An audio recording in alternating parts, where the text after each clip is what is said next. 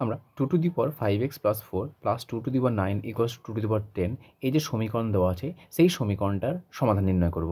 সমাধান বলতে আমরা যে চলরাশি রয়েছে x সেই চলরাশির মান নির্ণয় করব। দেখো এই ধরনের প্রবলেমগুলো দেখতে পাচ্ছি মাথাতে রয়েছে পাওয়ারে, সো পাওয়ারে থাকছে আর নিচে কিছু একটা আছে, নিচে যেটা রয়েছে সেটাকে বলা হয় নিধান, উপরে যেটা রয়েছে সেটাকে বলা হয় সূচক। সো এই ধরনের অঙ্কগুলো কোন অধ্যায়ের অঙ্ক আমরা? এই সমস্ত অঙ্কগুলি হলো বা এই সমস্ত যে সমীকরণ রয়েছে সেই সমীকরণগুলো হলো আমাদের সূচকের নিয়মাবলী বা সূচক অধ্যায়ের অঙ্ক। এবং এই অঙ্কগুলোকে সমাধান করার জন্য আমাদের সূচকের যে বেসিক ফর্মুলাগুলো রয়েছে বা নিয়ম রয়েছে সেই বেসিক ফর্মুলার উপর নির্ভর করে আমাদের এগুলোকে সমাধান করতে হয়। তো দেখো আমাদের সূচকের নিয়মাবলী কিছু রুলস রয়েছে, যেমন x to the power m into x to the power n সমান x to the power m plus one. যদি এস সমান থাকে, নিচে যেটা আছে সেটা বেস বলা হয় নিধান, নিধান যদি সমান থাকে পাওয়ার ভিন্ন থাকলে যদি গুণের আকার থাকে তাহলে পাওয়ারটা যোগ হয়ে যায়। তাহলে পাওয়ার দেখো এম প্লাস এন হয়ে গেছে। এখানে যদি এক্সের power m in divide by x to the power m equals to কত হয়? যদি ভাগের আকারে থাকে তাহলে পাওয়ারটা বিয়োগ হয়ে যায় এম মাইনাস এন। অনুরূপভাবে x to the power minus n power যদি মাইনাস থাকে তাহলে এর ভ্যালু হয় 1/x to the power N.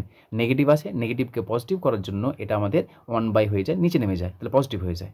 এবং এক্স টু দি পাওয়ার 0 সমান 1, তাহলে পাওয়ার যদি শূন্য হয় তাহলে তার ভ্যালু কত হয়? 1। এবং আরও দুটো রয়েছে আমাদের, যেটা পাওয়ারের আকার x to the power m equals to y to the power m. তার মানে যদি সমানের আকার থাকে তাহলে সমানের আকার থাকলে মনে রাখার সবথেকে সুবিধা হচ্ছে যে এই দুটোর মধ্যে দেখো কোন দুটো ইকুয়াল রয়েছে।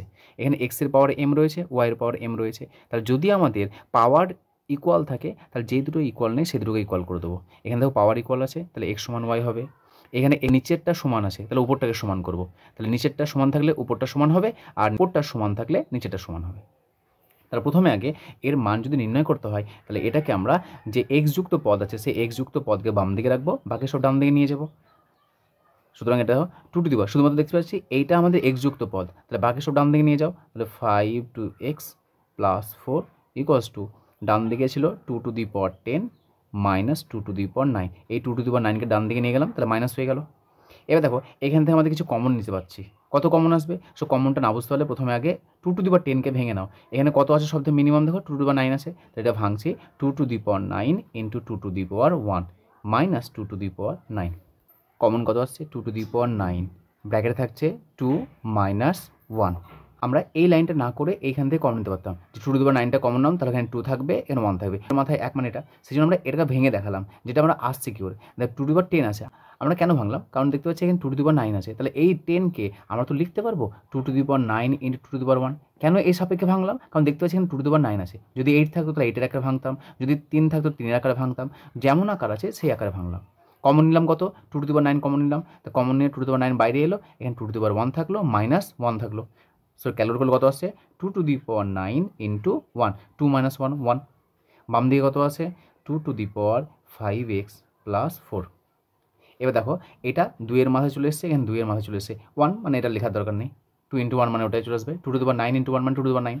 এবার দেখো বাম দিকে 2-এর মাথায়, ডান দিকে 2-এর মাথায়, তাহলে দেখো এই দুটো আমরা কী করতে পারবো? যদি ইকুয়াল সাইন আছে তাহলে যে দুটো সমান আছে সেটা বাদ দিয়ে অপর দুটোকে সমান করে দেবো। তাহলে এখানে দেখতে পাচ্ছি 2 টু দি পাওয়ার আছে, 2 টু দি পাওয়ার আছে, তাহলে একটু আগে আমরা দেখলাম যে x to the power m সমান এক্স টু দি পাওয়ার যদি এন হয়, তার মানে যদি তাদের নিধান দুটো সমান থাকে আর পাওয়ার যদি অসমান থাকে তাহলে পাওয়ার দুটো কী হয়ে যাবে? সমান হয়ে যাবে। তাহলে এখানে পাওয়ার দেখো অসমান রয়েছে, মানে 5x প্লাস 4, এখানে 9 আছে, তো দেখো এখানে কত আসছে আমাদের? This is equals to 5x plus 4 সমান 2 9, তাহলে এটা হয়ে যাবে আমাদের 5x প্লাস 4 ইকুয়ালস টু 9। এর পাওয়ারে ছিল 5x প্লাস 4 আর এর পাওয়ারে ছিল 9, তো সেটা দেখো সেটা লিখেছি 5x প্লাস 4 ইকুয়ালস টু 9। এখান থেকে আবার এক্স মানটা বের করো, 5x equals to 9 minus 4, this imply 5x equals to 5, so x equals to ভাগ করে দাও 5/5 ইকুয়ালস টু 1। সো আমরা এক্সের মান কত পেলাম? X equals to 1। আমাদের সমাধান করতে বলেছে, এক্সের মান নির্ণয় করলাম, অতএব নির্ণীয় সমাধান এক্স ইকুয়ালস টু 1, এটা আমাদের অ্যান্সার। সুতরাং যেখানে যেখানে যদি ফর্মুলাগুলোর প্রয়োজন হয় লিখে নেবে। এখানে কোন ফর্মুলা অ্যাপ্লাই করেছি আমরা? X to the power m into x to the power n equals to x to the power m plus n, যেহেতু করে লিখে দিলাম। এখানে দেখো 2 to the power 5x plus 4 equals 2 to the power 9, তো এখানে কোন ফর্মুলা অ্যাপ্লাই করেছি? এখানে অ্যাপ্লাই করেছি আমরা x to the power m equals to x to the power n, this imply m equals to n. এর ফর্মুলা অ্যাপ্লাই করেছি এখানে। তো আমাদের নর্মাল যেভাবে আমাদের গুণ থাকলে ভাগ হয়ে যায়, তাহলে ভাগ করে দিয়েছি, মান কত পেলাম আমরা 1। সেটা আমরা নির্ণয় সমাধান কত পেলাম, এক্সের ভ্যালু হচ্ছে 1।